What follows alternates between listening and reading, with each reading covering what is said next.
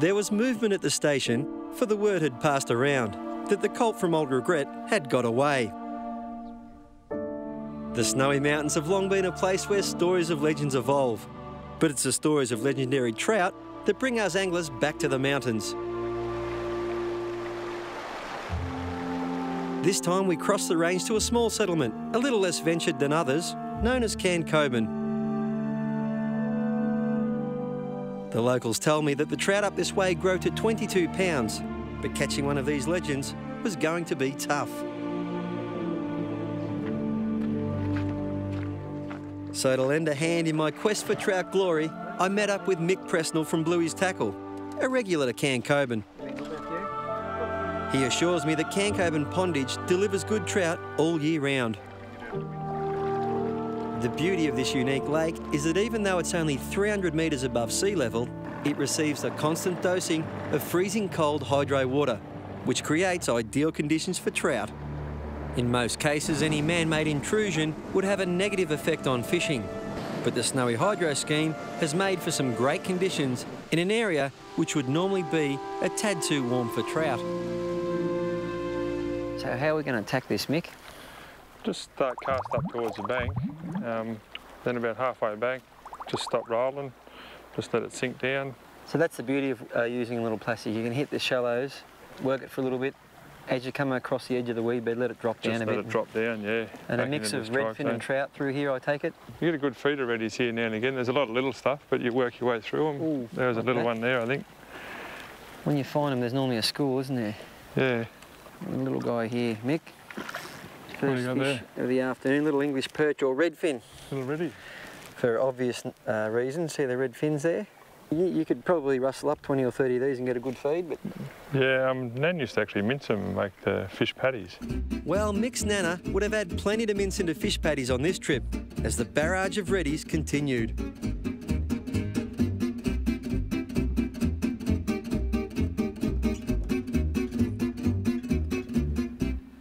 Another English perch. Look, quite a small fish, but like I said, it's easy enough to catch 30 of them. They're very easy to skin. They've got a beautiful, firm, white flesh, and they're tasty. For my mind, they're better than trout. They are one of the best... way better eating. Yeah, they're one of the best eating freshwater fish you'll find. Being an introduced species, it's not desired because they do predate on our native fish like small golden perch, baby cod, all that sort of stuff. It is good to take them out of the water, so keeping a feed of redfin like that is not a problem. It's a good thing. Another one there. They're everywhere.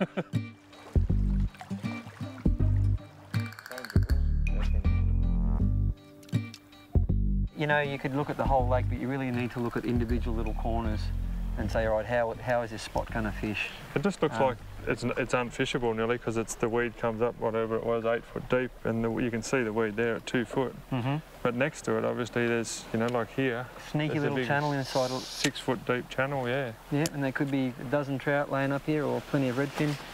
Heaps of those little water snails here, so the trout love them, and they obviously are in the weed, so. Yeah. Then you get all the little reddies around, so big old browns come hunting them as well. The thing that makes trout fishing so challenging is that these cunning foreigners don't always come easy. And up until now, they continued to evade us. A big brown just came out from that bank and followed the plastic right to the boat, and we ran out of room. Trout, if you can suspend the lure right in front of them, like this puppy here, that's a suspending Rapala X-Wrap. It just drives them nuts. They'll come up behind it and they'll look at it, they'll turn around and they'll come back at it, and eventually they'll bite it if you can hang it there. If it's a sinking lure or a floating lure, they lose interest very quickly because it's going away from them, and it's not a threat to them anymore, and it's not going to get their curiosity as agitated.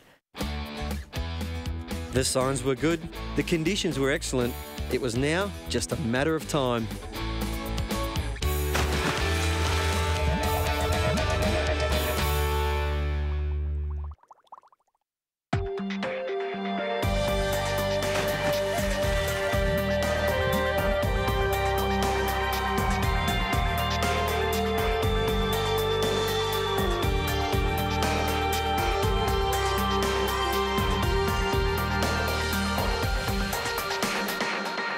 The important thing here is that we've got all the lures ready, done our homework, the sun's coming down, it's the time that the biggest trout come out to bite, just on sunset.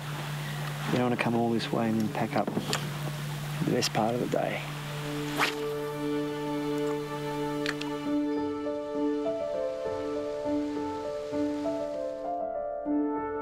Cancoban pondage is open all year round and can easily be fished from the shoreline. But if you can get out on the lake, your chances of picking up better fish will improve considerably.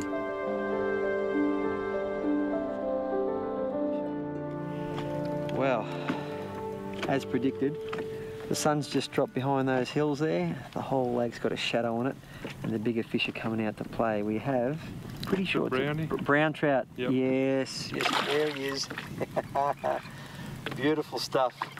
They're so well known across the world. Look at him there. They respond to so many different techniques. We just got that guy rolling on the soft plastic, that one there across the flats. But I'll just net him there, and we'll get you up and have a look at him. If you can hold that net for me, champ. There he goes, rolling it. Oh, straight through. where are we? Oh, there he goes there. Look at that. A beautiful brown trout. Typical lake fish. Got a good bit of condition about him, around about the pound mark. Not a real big one for here, but a spectacular fish. Well done there.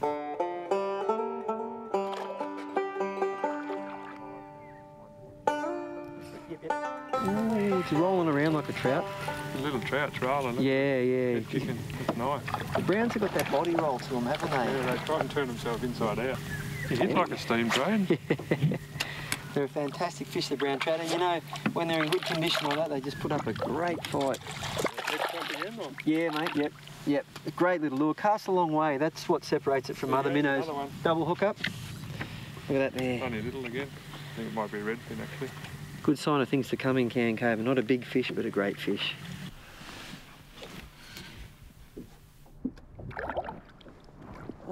Always retie your lure when a fish is tangled up like that, because we're using this 4-pound leader here and it gets one little nick in it.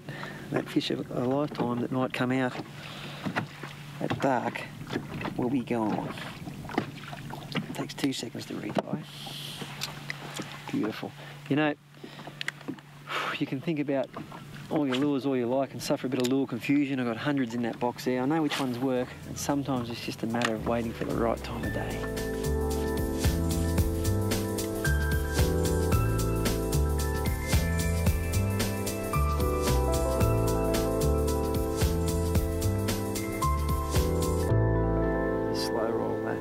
Just get that lure working.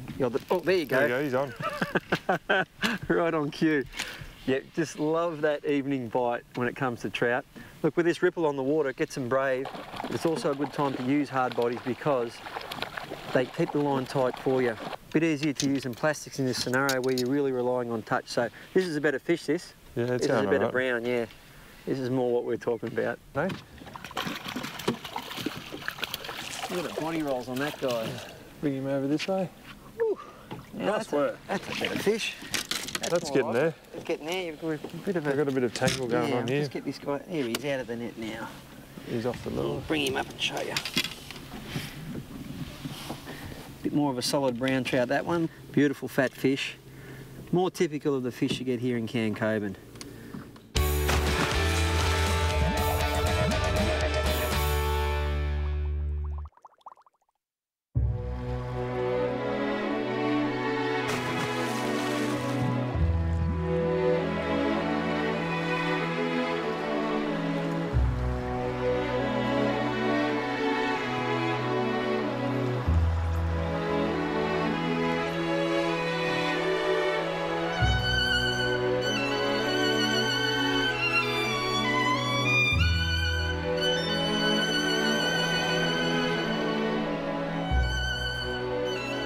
Cancoban lies quietly at the southwestern edge of the Snowy Mountains. This unique little village was born during Australia's largest ever engineering feat, the Snowy Mountains Hydroelectricity Scheme, which still employs many of the locals today at its Murray 1 and 2 power stations. This is a classic example of a tail race fishery. Cold water coming out of the hills, generating these turbines, power for people, but it also puts cooler water down at lower altitudes where it normally wouldn't be, and trout love cold water and they can flourish in such areas. Besides producing great fishing conditions, the Murray 1 and 2 produce electricity, and lots of it. The Murray one alone can, at full surge, produce enough power for close to 1 million homes. That's about 999,900 more homes than the small hamlet of Cancoban. Small it might be, but it once hosted Her Majesty. Queen's Cottage was her preferred lodgings, but I'm not sure if it got its name before or after her visit.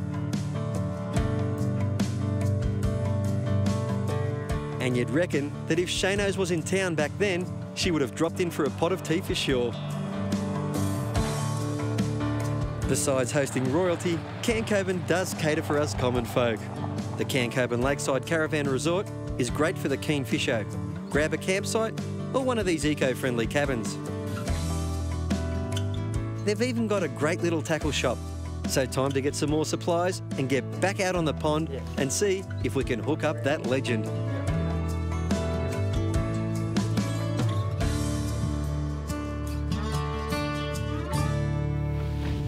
If I was fishing for, say, barramundi or golden perch or any sort of lure fishing where the species of fish inhales the lure, I like to keep a rod a little bit to the side so that when the fish sucks the lure, there's a bit of give in the rod and a bit of flex in your hands that it can get it in and you can hook him properly. But the trout generally slot in behind a lure and they'll crunch it good sometimes, but often they'll just peck at it.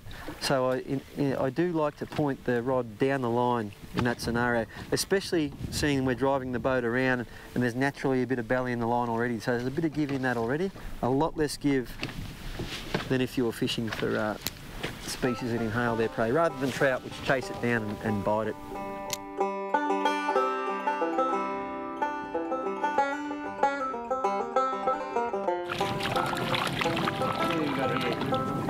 Oh, just a little guy, but a beautiful fish. Just watch those other set of hooks. When you're using a lure with 2 sets of hooks on it, you've got to be careful. Carnivorous fish, as you can see, that's a brown trout, another one, and he's eating a lure that looks like a brown trout.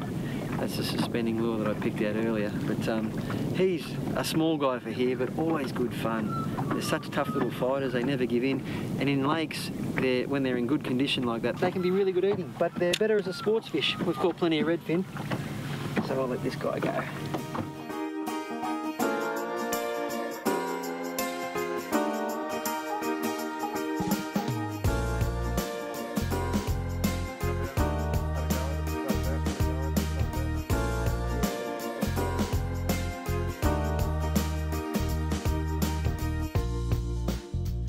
Slightly better fish here.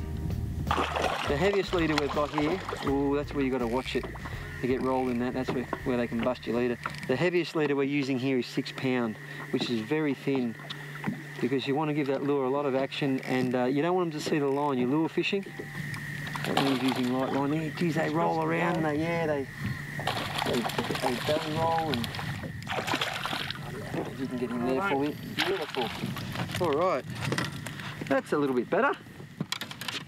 Yeah, you can see him there, just a beautiful fat fish. That's one of my favourite trout lures there too, the Rapala F7 in the perch pattern. It's a beautiful lure for trout. The fleshy adipose fin there at the back there, trademark of all trout. Beautiful soft fins. They're great to handle. They do have teeth on their tongue, which is about the only nasty thing about them. Otherwise, they're a very user-friendly fish. Slippery, but user-friendly. Fantastic. Well, without any legendary fish to brag about on this night, we had to come up with some pretty good stories, and fast, about the one that got away. So when at the local that night, we could join in when the boasting started, as the wall of this place houses some very impressive trophies.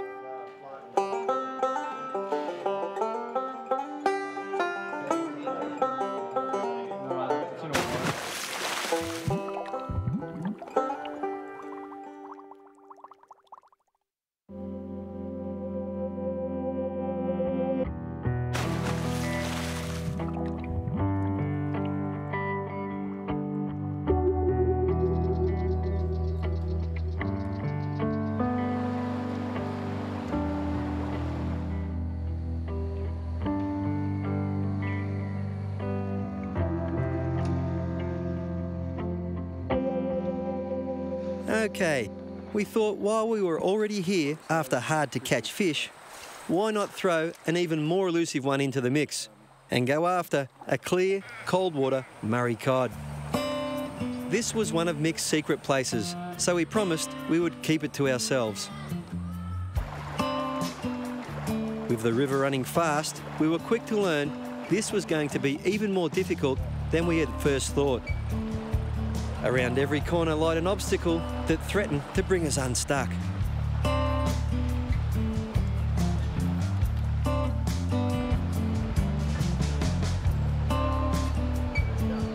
Murray cod, Australia's largest freshwater fish, have earned legendary status among anglers. They've been recorded over 240 pounds and once upon a time were much more common at their larger sizes. But sadly, excessive commercial fishing in years gone by has seen the decline of the bigger, older fish, to a point where the species is now classified as threatened. Loss of natural habitat and river regulation have also had a large effect on Murray cod stocks. Now, anglers like Mick and I really understand the thrill and sense of achievement when you do hook up one of these wonderful fish. But when the fight's won, it's important to release them back into the river. With all that said, it was hour 5 on the river and lots of Ks downstream before this. Yep. Nice work. Yep. Finally. Oh my goodness. Yeah, if you can. Whoa. On the other side, is it, right? I got him.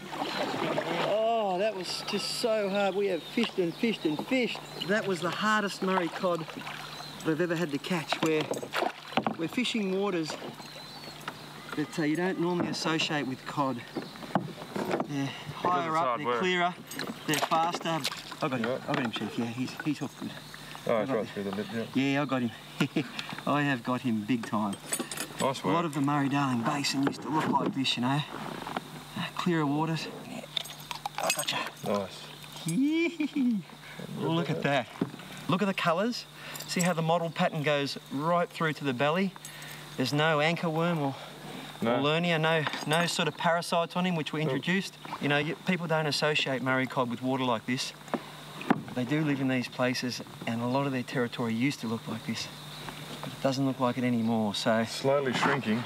These guys need all the protection they can get. They're tough fish, you can catch the same fish time and time again, but they need protection from being taken out of the water, and they need protection in terms of habitat and better farming practices, because they're a very, very special fish. Look at that. I'm gonna let you go, fella. Go, fella. Just get that off. Yeah, he's gone. Oh, that was an experience to think.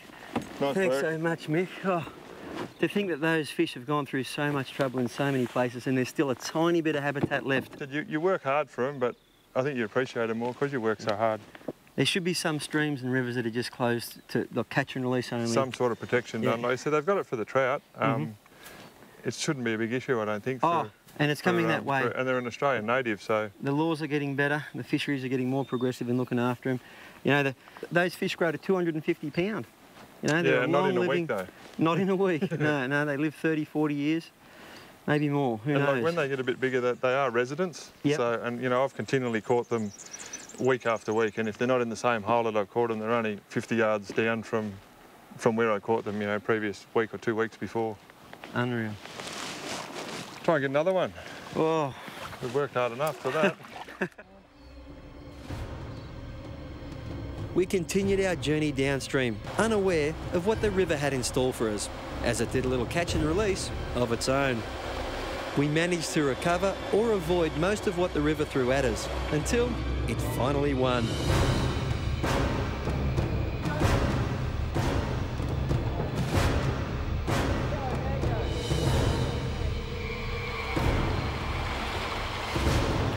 That's going to happen when you go exploring. Oh, we're in some pretty wild country. Everything's in dry bags. We might have lost a couple of rods. It's sucked under that tree there. You get complacent for 1 second on a nice day like this and bang, you're under. Oh, we're okay, we've done it 100 times. But it's a warning to punters who won't want to try it themselves. Having some fun in there, Mick. Best I go help him.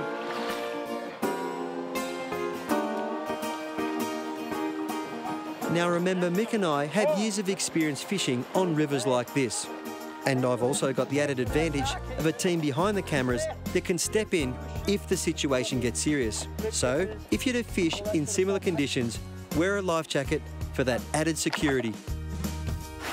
Well, the Snowy Mountains, place of legends, but you can quickly come unstuck as well. Mick Presnell, thanks for your time, mate. No worries at all, mate. Thanks for the swim again too, by the way. Oh, my pleasure. You go in occasionally. Well, we found some beautiful trout and also some clearwater cod, and highlighted the fact that there's not a lot of pure habitat like this, like there used to be for those beautiful Murray cod. Yeah, and I'll tell you what, and the dangers of kayaking as well, you got to be careful.